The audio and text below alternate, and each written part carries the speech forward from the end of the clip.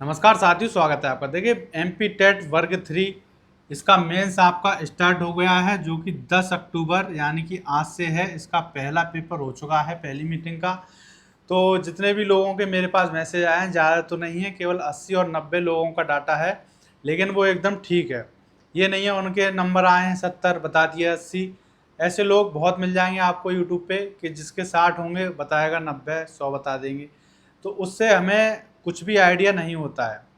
लेकिन जो मेरे पास जो बच्चे हैं, उन्होंने मैसेज किया कि सर हमारे इतने ठीक हैं। तो अलग अलग कैटेगरी के बच्चे हैं, 20-20 या किसी के 30 किसी कैटेगरी के 30 बच्चे हैं। तो उसी हिसाब से हम देखेंगे कि इसका सेफ स्कोर क्या होगा, इसकी कट ऑफ कितनी जा सकती है। तो आज की वीडियो में यही देखेंगे, क्योंकि अभी पूरे पेपर होने में 2-3 दिन बाकी हैं। 13 अक्टूबर तक इसके पेपर होंगे। लेकिन आज की शिफ्ट के जितने भी पेपर हुए हैं, लगभग 10-20 हज़ार लोगों ने पेपर दिया है। तो इतने ही लोग और देंगे 3-4 दिन। लेकिन आज की वीडियो में ही पता चल जाएगा, एक एवरेज पता चल जाएगा कि इसकी कट ऑफ कितनी जाएगी। ठीक है। इसका पेपर जैसा कि लोग बता रहे थे, बच्चे बता रहे थे कि जो साइंस है उसमें कहीं बायोलॉजी दे दी है, कहीं कुछ कर दिया, मतलब सिलेबस से थोड़ा हट के इधर उधर का काम कर दिया। ये नहीं है जो सिलेबस में दिया था सेम टू सेम वैसा ही हो। तो ऐसा तो होना ही था। साइंस का नाम लेके कुछ भी कर सकते हैं, और सोशल साइंस का नाम लेकर भी इधर उधर कुछ भी डाल सकते हैं, जीके का। तो वही होता है, इसीलिए बच्चे मात खा जाते हैं। ठीक है। इसीलिए मैंने आपसे कहा था ओवरऑल आपको तैयारी करनी है। इधर जैसे मान लीजिए सिलेबस दे दिया, तो सिलेबस तक ही सिमट के नहीं रह जाना है, इधर उधर भी आपको पढ़ना है। ठीक है। बस एक यदि सोशल साइंस नाम ले दिया, इसका मतलब आपको उसमें जीके वगैरह सभी कवर करनी है। अब देखिए इसमें क्या रहेगा, सेफ स्कोर, कट ऑफ कितनी जाएगी। जो सेफ स्कोर होगा और कट ऑफ में क्या अंतर है। कट ऑफ तो एक पॉइंट होता है कि मान लीजिए 66 बता दिया, तो ये हो गई आपकी कट ऑफ। सेफ स्कोर ये होता है कि उतने के बीच में कट ऑफ जा सकती है, वेरी कर सकती है। तो हम क्लियर तो नहीं बता सकते, हम केवल एक अंदाज़ा जो भी बच्चों का डाटा आया उसके हिसाब से बता सकते हैं कि लगभग ज़्यादातर बच्चों के कितने नंबर हैं। तो जनरल में जितने भी लोग बता रहे हैं, किसी भी बच्चे के 70 से ऊपर अभी तक मेरे पास मैसेज नहीं आया है कि इससे ऊपर हो। ठीक है। तो जनरल की जो मेरिट जाएगी तो वो आपकी वेरी करेगी 66 से लेकर 72 तक। ठीक है। क्योंकि अभी जो पहले दिन का डाटा है, क्योंकि मेरे पास तो 90 बच्चों का ही डाटा है। यदि और भी बच्चे होंगे तो क्या पता किसी के 75 भी हों, 72 भी हों। तो जनरल की मेरिट इससे ऊपर नहीं, एक दो बच्चे से तो मेरिट बनेगी नहीं, वहाँ से डाउन ही आएगी। यदि टॉपर के भी 76 होंगे, तो टॉपर के बाद यदि किसी के 72 होंगे सेकंड पोजीशन वाले के, मान लीजिए 10 बच्चों के 76 हैं, 75 हैं, 5 बच्चों के 73 हैं, तो वहाँ से मेरिट डाउन आएगी। तो जनरल की मेरिट आपकी 66 से लेकर 72 तक जा सकती है। ओबीसी की बात करें तो जितने भी ओबीसी के बच्चों के मैसेज आ रहे हैं, किसी के भी 65 से ऊपर नहीं है। तो ओबीसी की मेरिट आपकी 62 से लेकर 68 तक जा सकती है। ठीक है।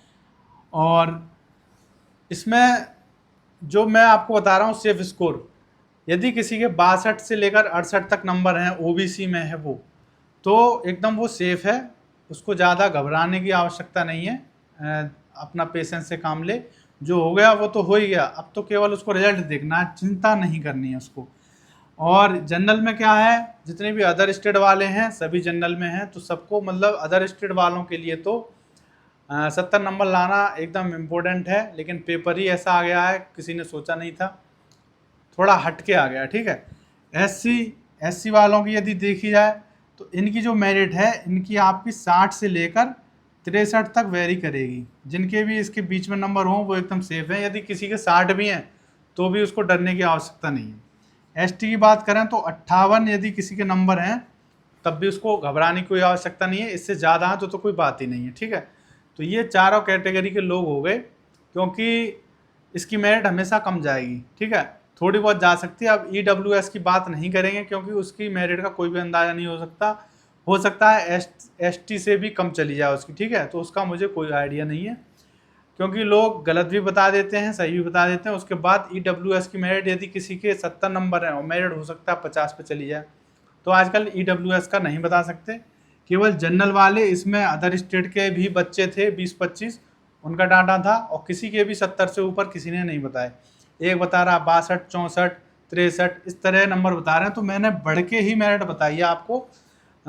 वैसे किसी बच्चे के 70 से ऊपर नहीं है, फिर भी 72 इसलिए बता दी क्योंकि अदर बच्चों का हमको नहीं पता, किसी के हो भी सकते हैं, 75 भी हो सकते हैं, 80 भी हो सकते हैं, ठीक है।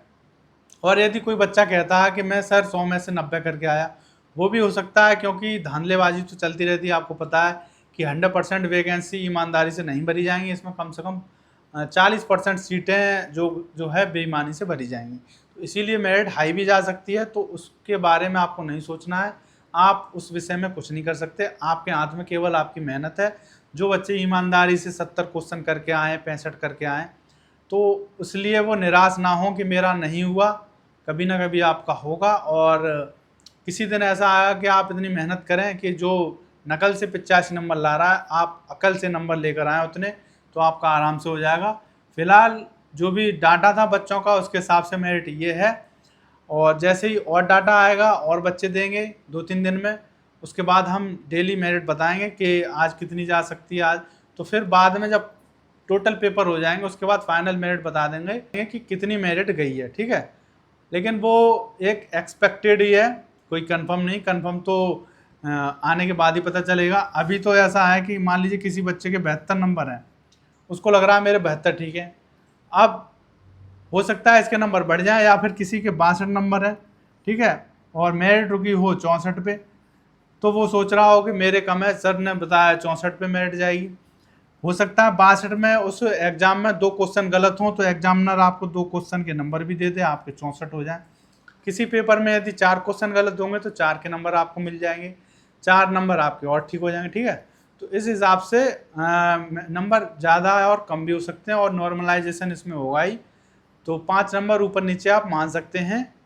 इसीलिए किसी बच्चे के यदि 66 नहीं है, 60 बैठ रहे हैं, जनरल में है वो, तो घबराए ना, क्या पता जो बच्चा 72 करके आया उसके 66 हो जाए, और जो 60 करके आया उसके 66 हो जाए, ठीक है। ऐसा भी हो सकता है, नॉर्मलाइजेशन में 5-6 नंबर ऊपर नीचे हो जाते हैं, ठीक है। तो नॉर्मलाइजेशन बहुत बड़ा फैक्टर होता है ऊपर नीचे करने में। आपने देखा होगा KVS में क्या हुआ था कि जिस बच्चे के 135 थे और उसका सिलेक्शन होने वाला था जनरल में, लेकिन जनरल की मेरिट रुकी थी 131 पे, तो 135 वाले के हो गए 128, उसका नहीं हुआ।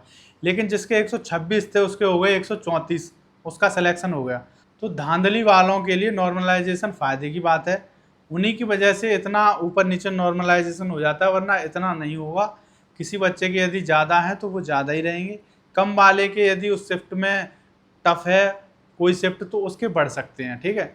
इसीलिए नॉर्मलाइजेशन में कुछ भी हो सकता है। फाइनल मेरिट जो आएगी वो देखेंगे हम। अभी जो बच्चों का डाटा है उसके हिसाब से ये है। फिर भी ये जो मैंने मेरिट आपको बताई है, ये 90% एकदम ठीक है, और जो भी मेरा अनुभव है उसके हिसाब से मेरिट इतनी ही जानी चाहिए, ठीक है। तो मिलते हैं अगली वीडियो में, तब तक के लिए थैंक यू।